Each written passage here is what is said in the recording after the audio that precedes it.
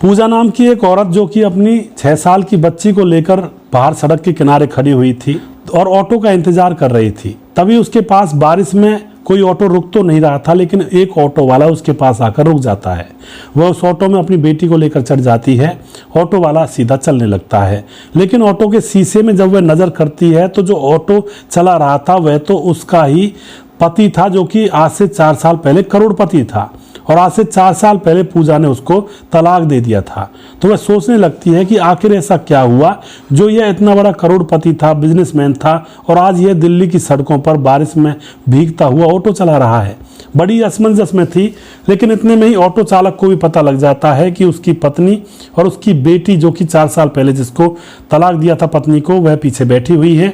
तो अब यहाँ पर जो पत्नी होती है, यानी कि औरत होती है, वह उतरने लगती है और कहने लगती है कि मुझे तुम्हारे ऑटो में नहीं बैठना। लेकिन दोस्तों, उसके बाद जो यहाँ पर हुआ था, पूरी जानकारी जानेंगे तो आप भी परेशान और हैरान रह जाएंगे कि जीवन के अंदर कैसे कैसे मोड़ आ सकते हैं। तो जीवन को कभी भी हल्के में ना लें। अगर पैसे ज़्यादा हैं तो उछले ना, अगर गरीब है तो ज़्यादा रोए ना। जीवन संतुलित नहीं होता है, जीवन लहरों की तरह होता है, कभी ऊपर और कभी नीचे, इसी तरह से चलता रहता है। नमस्कार, मैं हूं सुदेश कुमार और मेरे गोपाल चैनल में आपका स्वागत है। दोस्तों, एक पूजा नाम की लड़की रहा करती है, जिसके घर में उसकी बहन है छोटी और एक भाई है। उसके माता पिता हैं और पिता की गवर्नमेंट जॉब है। पिता की गवर्नमेंट जॉब है, अच्छा खासा यह परिवार है, खूब अमीर लोग हैं। अब जो पूजा होती है, ब्यूटी पार्लर का कोर्स करने लगती है अपने माँ बाप से यह कह करके कि आगे चल के अगर सरकारी नौकरी नहीं मिली तो मैं कम से कम अपना गुजर बसर तो कर ही लूँगी। तो उसके बाद वह अपना कोर्स कर लेती है। लेकिन बेटी पूजा जवान हो रही थी, तो उसके माँ बाप उसकी शादी की चिंता करते हैं और उसके लिए एक अमीर सा लड़का ढूंढने की कोशिश कर रहे हैं। तो एक लड़का मिलता है जिसका नाम होता है संजय। संजय जो कि व्यापार किया करता था, बहुत ही अमीर यह खानदान था। संजय का जो पिता होता वह भी सरकारी कर्मचारी था और संजय खुद भी करोड़पति था। उसके पास इतना व्यापार था कि वह पैसों में खेला करता था। अब पूजा की शादी संजय के साथ करवा दी जाती है। पूजा को अपने ससुराल में जाने के बाद उसको एक सास मिलती है, ससुर मिलता है और एक ननद थी और खुद का पति था संजय। अब यहाँ पर पूजा अपने पति के साथ ससुराल में चली तो जाती है, लेकिन दोस्तों वहाँ पर ननद और सास उसको परेशान करने लगती हैं। जो पूजा का पति संजय होता है वह तो ज़्यादातर बिजनेस के सिलसिले में बाहर रहा करता, कई दिन में घर पर आया करता है। लेकिन इधर जो पूजा की सास और ननद ये इसको परेशान करने लगती हैं। लेकिन पूजा तुरंत कह भी देती है कि जितने अमीर तुम हो इतने ही अमीर हम हैं, हम कोई गरीब नहीं है। तो यहाँ पर दोस्तों इनके बीच में झगड़ा होता रहता है। एक दिन की बात है, पूजा ने अपने पति से कह दिया कि तुम्हारी माँ और तुम्हारी बहन मुझे पीछे से परेशान करती हैं। दोस्तों, पति ने एकदम से कहा कि जैसा मेरी माँ और बहन कहेंगी तो मैं ऐसा ही रहना पड़ेगा। अब पति के सामने कहकर भी उसको कोई फायदा नहीं हुआ था, उसकी आंखों में आंसू आने लगे थे। 6 महीने गुजर जाते हैं। 6 महीने तक उसकी सास और ननद उसको इसी तरह से परेशान करती रहती है। उसके ऊपर खूब अत्याचार बरकरार ही रहता है।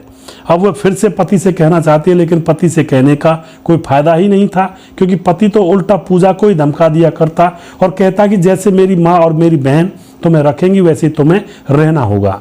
6 महीने के बाद अब पूजा गर्भवती हो जाती है और पति से फिर से शिकायत करती है, क्योंकि गर्भवती होने के बाद भी उसकी सास और उसकी ननद उसके ऊपर अत्याचार कर रही थी। तो पूजा कहती है कि मैं गर्भवती हूँ और मेरे ऊपर यह लोग अत्याचार करते हैं, तुम इससे कुछ कहते क्यों नहीं हो। लेकिन पति ने फिर से फटकार दिया होता है।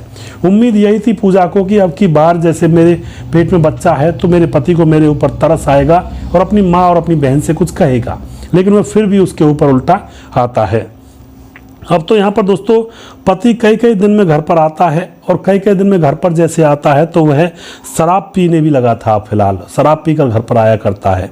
पत्नी उसे कहती है कि अब क्या हो गया, तुम शराब क्यों पीते हो। लेकिन पति उसकी बात मानने को तैयार ही नहीं था। पैसे का घमंड था, पैसा कमाया करता और अपने घमंड में चूर रहा करता है। अब यहाँ पर पूजा की डिलीवरी का समय आ जाता है। तो पूजा को एक बेटी पैदा होती है। बेटी जैसे पैदा होती है तो अपनी बेटी को वह पाल रही थी। अब एक दिन की बात है, पति बाथरूम में नहा रहा था तो पति का फोन पूजा देख लेती है, क्योंकि पूजा को पति के ऊपर शक होने लगा था, क्योंकि वह पूजा की तरफ उसका पति ध्यान देता ही नहीं था, आता था और सो जाता था। उसको तनिक भी ख्याल नहीं था कि उसकी पत्नी पूजा भी उसका इंतजार करती है। तो पत्नी पूजा को यही आशंका थी कि कहीं ना कोई तो रीज़न है, इसका किसी से अफेयर तो नहीं है, लफड़ा तो नहीं है। तो एक दिन पति बाथरूम में नहा रहा था तो पूजा ने उसका फ़ोन चेक करना स्टार्ट कर दिया। तो पूजा को उसके फ़ोन में उसकी गर्लफ्रेंड का फ़ोटो उसके साथ मिलता है और उसके साथ आपत्तिजनक फ़ोटो भी कुछ उसमें थे। अब ये देखने के बाद तो पूरा जो पूजा होती है उसका पारा 7वें आसमान पर चढ़ जाता है। और जैसे पति बाथरूम से नहाकर बाहर निकलता है तो पूजा उससे साफ साफ कह देती है कि ये बात मैं बिल्कुल सहन नहीं करूंगी। तेरी बहन और तेरी माँ की बात सहन कर लूंगी, लेकिन ये सहन नहीं करूंगी कि तू मेरे रहते हुए किसी और के साथ नैन मटक्का करे। अब तो यहाँ पर दोनों पति पत्नी के बीच में झगड़ा हो जाता है और उसका पति उसको पीट देता है। जैसे ही पूजा रोने लगती है पिटने के बाद, तो पूजा अपने पिता के पास फ़ोन करती है, उसको बुलाती है और उसके साथ वो अपने मायके चली जाती है और वहाँ जाकर अपने मायके वालों को सारी चीज़ें बता देती है कि इस तरह का मेरे साथ व्यवहार हो रहा है। अब यहाँ पर दोस्तों जो पिता होता है पूजा का, वह संजय को बुलाता है वहीं पर अपने पास, और संजय को बुलाने के बाद उससे कहता है कि भाई हमारी बेटी को अच्छे से रख। लेकिन वहाँ पर भी संजय अपने मद में चूर था, कह देता है कि तुम्हारी बेटी जैसे मेरे माँ बाप रखेंगे वैसे रहेगी, अगर तुम्हें भेजना है तो भेज दो, नहीं मुझे नहीं चाहिए तुम्हारी बेटी। अब तो यहाँ पर यह कहने के बाद वह वापस आ जाता है और दोस्तों अब वह शराब के नशे में चूर रहने लगता है और अपनी प्रेमिका के आगे पीछे घूमने लगता है। ससुर ने कहा भी था कि तू शराब वगैरह को छोड़ दे, प्रेमिका को छोड़ दे, हमारी बेटी को अपना ले ढंग से, लेकिन वह बिल्कुल मना कर देता है और कह देता है कि मैं नहीं छोड़ूंगा, ना ही शराब को और ना ही अपनी गर्लफ्रेंड को। अब तो पूजा ने तलाक के लिए केस डाल दिया था और तलाक उनका बहुत जल्दी हो जाता है क्योंकि वह भी राजी था, पूजा से पीछा छुड़ाना चाहता था। अब दोस्तों तलाक के बाद अब पूजा के माँ बाप कहते हैं बेटी शादी कर ले, लेकिन पूजा शादी से मना कर देती है, कहती है कि मैं अब शादी ज़िंदगी भर नहीं करूँगी। तो पूजा ब्यूटी पार्लर खोल लेती है दिल्ली में जा कर के, और वहाँ पर उसका ब्यूटी पार्लर इतना चलता है कि अब पूजा के नीचे 10-12 लड़कियाँ काम करने लगती हैं और खूब पैसा पूजा कमा रही होती है। अब दोस्तों 4 साल गुजर जाते हैं और पूजा की बेटी अब इतनी हो जाती है कि वह स्कूल जाने लगती है। तो पूजा अपनी बेटी को स्कूल छोड़कर आती और स्कूल से वापस लेकर आती और अपना ब्यूटी पार्लर चलाया करती है। एक दिन की बात है, वह अपनी बेटी को स्कूल से लेकर आ रही थी तो बारिश पड़ रही थी और बारिश में वह खड़ी हुई ऑटो का इंतजार कर रही थी, लेकिन कोई भी ऑटो वहाँ से गुजर नहीं रहा था, और गुजर भी रहा था तो किसी को बैठा नहीं रहा था। तभी वहाँ पर एक ऑटो आकर रुकता है और उस ऑटो में पूजा चढ़ जाती है अपनी बेटी को लेकर के। लेकिन कुछ दूर जाने पर उसको पता लगता है कि इस ऑटो को तो उसका पति चला रहा है, और उसके पति को भी पता लग जाता है कि यह तो मेरी पत्नी, तलाकशुदा पत्नी पूजा है। अब यहाँ पर पूजा उस ऑटो से उतरना चाहती है कि रोको ऑटो को, मैं जाना चाहती हूँ इससे, मैं नहीं उतरूँ, मैं नहीं बैठूंगी इसके अंदर। तो दोस्तों अब पूजा ऑटो से उतरने के लिए जिद पकड़ने लगती है कि मुझे नहीं बैठना तुम्हारे ऑटो में, रोको ऑटो और मुझे उतरना है। लेकिन उसका जो पति होता है वह कह देता है कि पूजा रुको, मुझे इस ऑटो की किस्त भी भरनी होती है, अगर मैं ऐसे सवारियों को उतारता हुआ घूमूंगा तो फिर किस्त कैसे भर पाऊंगा। अगली क्षण जो पूजा होती है वह बैठी रहती है क्योंकि बाहर बारिश भी पड़ रही थी। अब पूजा पूछने लगती है कि तुम ऑटो कैसे चला रहे हो, तुम तो बड़े अय्याश टाइप के थे, तुम्हारे नीचे तो नहीं जाने कितनी लड़कियां और गाड़ियां रहा करती थी, आज ऑटो कैसे चला रहे हो। यह बात जैसे ही वह अपने पति से कहती है तो उसका पति आंखों में आंसू भर लाता है और रोने लगता है। वह कहता है कि मैंने जितनी अय्याशी की थी शायद इस दुनिया में किसी ने नहीं की होगी, और मेरी अय्याशी के चलते मैं अपने बिजनेस पर ध्यान नहीं दे पाया, शराब और लड़कियों के पीछे भागता रहा और मेरा बिजनेस ठप हो गया।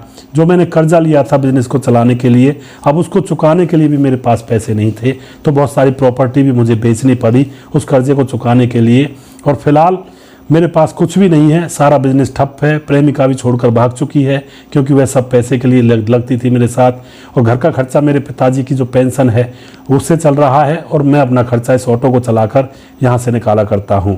अब यह बात सुनने के बाद जो पूजा होती है उसके ऊपर हमदर्दी करके उसको 10,000 रुपये दे देती है कि ये लो किस्त भर देना, और उसके बाद अपना फ़ोन नंबर भी दे देती है कि ये लो फ़ोन कर लेना मेरे पास। अब दोस्तों यहाँ पर पूजा घर चली जाती है। जो उसका पति होता है संजय, वह उसके पास फ़ोन करने लगता है और उससे कहता है कि मुझे माफ़ कर दो, लेकिन पूजा उससे कहती है कि मेरे पीछे मत पड़ो, अब वो बात बनने वाली नहीं है जो तुम सोच रहे हो। लेकिन संजय कहता है कि सारी बातों को भूल जाओ और मैं तुमसे शादी करना चाहता हूँ, मेरे साथ तुम शादी कर लो। लेकिन पूजा बार बार मना करती है, और जब वह उसको ज़्यादा परेशान करता है तो पूजा उसके नंबर को ब्लॉक कर देती है। अब तो संजय बिल्कुल परेशान सा, हैरान सा हो जाता है, और अब पूजा के घर पर उसके मम्मी पापा के पास ही संजय पहुंच जाता है और वहां जाकर रोने लगता है कि माँ बाबूजी मुझे माफ़ कर दो, पूजा से मेरी फिर से शादी करवा दो। अब जो माँ बापा होते हैं वह सोच रहे थे कि पूजा शादी तो करने वाली है नहीं, और ये पहाड़ सी ज़िंदगी है, बाहर सी ज़िंदगी में काटेगी कैसे, पति की तो ज़रूरत उसको पड़ेगी, क्योंकि अकेली ज़िंदगी कैसे गुजारेगी। तो पूजा के पास उसके माँ बाप फ़ोन करते हैं, उसको बुलाते हैं और फिर उससे कहते हैं कि बेटी ज़िंदगी बहुत बड़ी है, पहाड़ सी ज़िंदगी है, काटना बहुत मुश्किल हो जाएगा, तू इसको अपना ले।